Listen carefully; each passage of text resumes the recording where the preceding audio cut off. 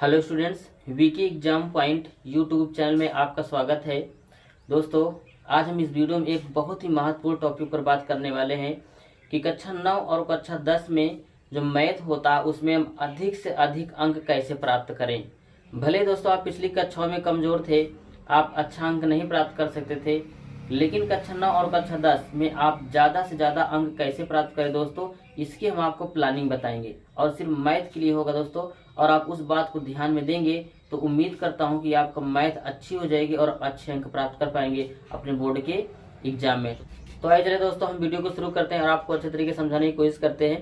तो आप सबसे पहले क्या करेंगे, जो आपका मैथ का सिलेबस है कक्षा 9 का कक्षा 10 का, उसको बढ़िया तरीके से आप एक अच्छे अध्यापक से उसको पढ़ेंगे। ठीक, स्कूल में या कोचिंग में, यूट्यूब से कहीं से भी आपको वीडियो मिल रहा है तो पूरी मैथ क्या करना है, आपको पूरा बढ़िया से पढ़ना है और साथ साथ क्या करना है दोस्तों, आपको नोट्स बनाना है। ठीक, नोट्स जरूर बनाएंगे क्योंकि आप मैथ पढ़ते जाएंगे और रफ में हल करते जाएंगे, पीछे भूलते जाएंगे, एक महीने बाद दूसरा रफ ले लेंगे, उसको फेंक देंगे, कहीं पता ही नहीं रहेगा।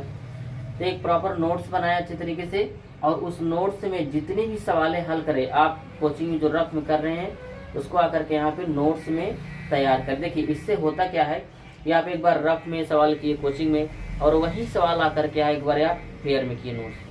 ठीक, जो फेयर कापी आपको होता है जो नोट उसमें किए, आपने उस सवाल को 2 बार कर लिया और एक बार आपको जो बताया गया कोचिंग में उसको वहाँ से पढ़े तो आपका 3 बार रिवाइज होता है। तो सवालें अच्छी तरीके से आपको वहाँ पे समझ में आ जाती हैं। ठीक, क्या करना है, पहले आपको सिलेबस को अच्छे तरीके से पढ़ते जाना है, पढ़ाई के साथ साथ में ही आप नोट्स बनाते हैं। ऐसा नहीं पूरा पढ़े तब नोट्स बनाना शुरू किया, ऐसे नहीं, पढ़ाई करते रहेंगे साथ साथ में ये करना है, आपको नोट्स भी तैयार करना है। अब देखिए अगला पॉइंट क्या आता है कि जो उसमें मैथ में क्या होता है, महत्वपूर्ण सूत्र होते हैं। क्योंकि दोस्तों जितनी भी इसमें सवालें होती हैं सब सूत्र पे आधारित होती हैं, एक एक सवाल का एक सूत्र लगभग होता है। तो आप क्या करेंगे, तीसरा बात क्या ध्यान देना है आपको, पहले सूत्र को याद करना है। आप सूत्र याद कैसे करेंगे, क्योंकि सूत्र आप रटेंगे तो भूल जाएंगे। ठीक, रट पाएंगे नहीं आप। अब देखिए सूत्र याद करने का 2 तरीका हम बता रहे हैं, शायद आपको अच्छा लगे और उस तरीके से याद करेंगे तो हम उम्मीद करते हैं कि आपको अच्छा लगे। हमारा अपना थोड़ा सा अनुभव है। देखिए क्या करना है कि आप जब कोई सवाल हल करें, सवाल हल कर रहे हैं, जैसे सवाल लिख रहे हैं दोस्तों, मान लो आपने पहली सवाल किया, ठीक, पहला क्वेश्चन हल कर रहे हैं तो यहाँ पे क्वेश्चन लिखा है और उसमें जो सूत्र प्रयोग हो रहा है, ठीक, उस सूत्र को यहाँ पे नोट कर दें। ठीक, क्वेश्चन यहाँ पे रहेगा, नीचे क्या करेंगे, हम उस सूत्र को नोट कर देंगे। कोई भी सवाल बिगर सूत्र नोट किए उसको मत हल किया करें। सवाल लिखा है उसके नीचे उसका सूत्र लिखे तब उसको हल करना शुरू करें। इस तरीके से दोस्तों आप जितनी भी सवालें लगाएंगे और सबका आप सूत्र लिखेंगे तो सूत्र क्या होगा, बार बार रिपीट होता रहेगा। जब रिपीट होता रहेगा तो आपको अच्छे तरीके से सूत्र याद हो जाएंगे। ये है एक याद करने का तरीका। और दूसरा तरीका क्या दोस्तों, जहाँ पे आप बैठ करके पढ़ाई करते हैं, ठीक, लाइब्रेरी से आप जा रहे हैं लाइब्रेरी में या अपने घर में ही जहाँ स्टडी रूम आपका जहाँ पढ़ते हैं दोस्तों, जो सामने आपकी दीवार है उसी में क्या करें, एक छोटी छोटी पर्ची लेकर के एक बड़ा सा चार्ट पेपर चिपका दे, उसी में अपने मैथ क्या करें, जो महत्वपूर्ण सूत्र है सभी मैथ के सूत्र को आप वहाँ पे नोट कर दे सब। ठीक, और जब पढ़ने आप बैठे रोज तो एक बार ऐसे बैठ करके पहले उस सूत्र को ध्यान दे दीजिए। ठीक, ये सूत्र आपने लिखा, एक बार पूरा सूत्र रीड कर डालिए। ठीक, मान लो ज़्यादा है तो आप आधा ही पढ़े, फिर आधा दोबारा जब पढ़ने के लिए बैठे तब उसको देख ले। ठीक, और ऐसे आप रोज बार बार उसको याद नहीं करना, आपको पढ़ना है, वैसे पढ़ते हुए चले जाना है। ठीक, जब ऐसे आप पढ़ते हुए जाएंगे तो सूत्र क्या होगा, मात्र 1 महीने के अंदर आपको पूरा सूत्र याद हो जाएगा। फिर आपको सवाल लगाए अपने आप याद रहेगा, दिमाग में प्रेशर भी नहीं जाएगा और सूत्र भी सब आपको याद हो जाएगा। पढ़ते रहना बराबर। और एग्जाम के टाइम क्या करिए, और जो चार्ट चिपकाएंगे दोस्तों अपनी जहाँ स्टडी रूम है जहाँ पढ़ने का, जो चार्ट चिपकाएंगे उसमें ना जितना भी महत्वपूर्ण चीजें होता है, जैसे मैथ के जितने सूत्र हो गए जो आपको नहीं आ रहा है, विज्ञान का भी जो नहीं आ रहा है, जो भी चीजें आपको नहीं आ रहा लगता है हम भूल रहे हैं, उसको वहीं पे से क्रम से नोट कर दीजिए और उसको बार बार जब पढ़ते रहेंगे ना तो आपको याद हो जाएगी। दूसरा तरीका हमारा अनुभव है। तो इस तरीके से आप सूत्र को याद कर सकते हैं। ठीक, तो देखिए जब आप सूत्र याद हो जाएगा था, साथ में ही क्या करना है आपको, ये सब काम जितना हम बताए दोस्तों आपको साथ में ही करना है। ऐसा नहीं सिलेबस खत्म करें तब नोट्स बनाए, ऐसा नहीं करना आपको। सिलेबस खत्म हो रहा है, नोट्स आपकी कंप्लीट हो रही है, मैथ के लिए हम बात कर रहे हैं। सिलेबस खत्म हो रहा है, नोट्स तैयार हुई साथ में, उसके साथ आप जो सूत्र लिखते जा रहे हैं, प्रत्येक दिन चैप्टर पढ़ते हैं उसका सूत्र भी आप नोट करते जा रहे हैं और थोड़ा थोड़ा याद करते जा रहे थे। ठीक है, अब देखिए दोस्तों इसको जब सब काम कर लेंगे ना तो क्या करना है, जैसे मैथ का सिलेबस क्या है कि थोड़ा ज्यादा से मात्रा में खत्म हो जाए, तो जो पिछली परीक्षा में पूछा गया क्वेश्चन है PYQ, ठीक, जैसे पिछले परीक्षा में 2022, 2023, 2024 जो परीक्षाएं 10 की हुई हैं या 9 में है तो 9 की हुई हैं, उनका आप क्या करें, जो क्वेश्चन होता है, जो अंशाल पेपर आता है कक्षा 10 का, उसको ले और उसमें जो क्वेश्चन होता है उसको हल करें। ठीक, जैसे मान लो अभी आप 2 ही चैप्टर पढ़े हैं तो पूरा आप सेट नहीं कर पाएंगे, तो थोड़ा सा पढ़ लें, जैसे आधे से ज़्यादा कोर्स खत्म हो जाए तो पिछली परीक्षाओं में पूछे गए प्रश्नों को हल करना शुरू कर दें आप यहाँ से। ठीक, और कम से कम दोस्तों मैथ को 2 घंटा 3 घंटा जरूर दें पिछली और हाँ, इसमें क्या करें, जो सेट होता है, जैसे एक पेपर हुआ 2 पेपर, इस तरह की जो सेट होता है, कम से कम जो अभी नए है आपको सिलेबस नहीं खत्म हुआ है, आधा ही खत्म हुआ है, तो एक सेट लगाएं और जो जो सवाल आप पढ़े उसको लगाए, जो आप नहीं पढ़ा अभी उसको छोड़ दे। जो आपका सिलेबस खत्म हो जाएगा तो आप ज़्यादा से ज़्यादा उसमें सवाल लगा पाएंगे। ठीक, और कम से कम आप एक सेट तो जरूर लगाएं एक दिन में। ठीक, जब एक दिन में एक सेट लगाएंगे पिछली परीक्षा में पूछे गए प्रश्न को, तो आप अच्छे तरीके से देखेंगे कि वहाँ पे कुछ क्वेश्चन ऐसे हैं जो आपको नहीं आ रहे हैं। अब जो प्रश्न नहीं आ रहा उसको क्या करना है दोस्तों, जो प्रश्न नहीं आ रहा है उसको ना आप YouTube से या जो नोट्स बना उसमें देखें। ठीक, उसमें सहायता से आप उसको हल करें, बार बार रिवाइज करें उसको, ताकि वो अच्छे तरीके से आपको वहाँ पे तैयार हो जाए। तो इस तरीके से आपका ये पिछली परीक्षा में पूछे गए प्रश्न के माध्यम से आपकी कमजोरी पकड़ में आएगी और वहाँ से आपका जो मैथ का क्वेश्चन है वो भी तैयार होता रहेगा।